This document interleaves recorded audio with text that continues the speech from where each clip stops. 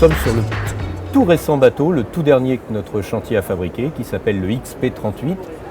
Ce bateau est à la fois capable de gagner des régates, et il est conçu pour des régates, et celui qui est présenté devant vous, en particulier, montre un accastillage qui est parfaitement adapté aux équipages les plus pointus que l'on peut rencontrer en régate. Grâce à l'emploi de technologies sophistiquées, le bateau est en particulier très raide à la toile. Ça veut dire qu'il est capable d'encaisser des conditions difficiles sans pour autant solliciter son équipage. Donc c'est un bateau parfait pour sortir le week-end ou en vacances à deux.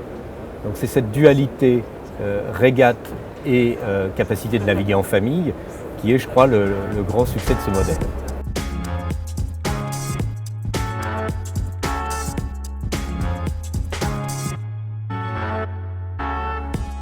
Tout ce qui est à l'extérieur, tout ce qui est sur le pont est parfaitement optimisé par des régatiers.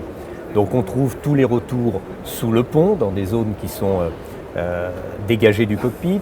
Nous avons ce qu'on appelle des in-haulers, c'est-à-dire la possibilité de régler le génois lorsqu'on est en très près avec une très forte démultiplication qui revient au piano. Nous avons une raquette en carbone à l'avant qui remplace utilement un bout de dehors rétractable pour pouvoir porter des voiles de type code sur les bords de reaching. Tout est conçu sur le bateau pour que l'ergonomie d'un équipage de régate soit au top niveau. Alors en même temps, on a équipé le bateau avec un winch électrique pour la drisse de grand voile, parce que lorsqu'on sort seul ou en couple, on n'est pas une manœuvre laborieuse pour envoyer la grand voile.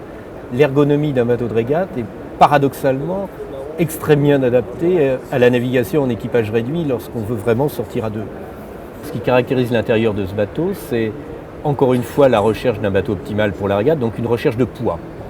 Donc les éléments de mobilier contribuent à la structure du bateau.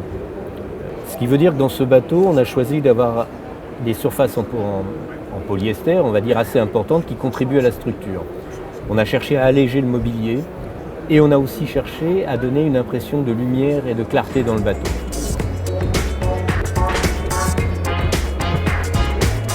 L'innovation qu'on trouve à l'intérieur, c'est la table à cartes. Nous, on a fait le choix d'avoir une table à cartes qui peut être à la fois dans le sens de la marche lorsqu'on est en navigation, mais qu'on peut faire coulisser pour ramener contre une décloison afin de dégager une plus grande banquette du carré. Quand à l'heure de l'apéro, on a envie de se retrouver à 10 autour de la table et pas d'avoir une table qui encombre en plein milieu. Ce bateau renoue avec l'ADN de la société qui est de faire des bateaux de très haut niveau de performance.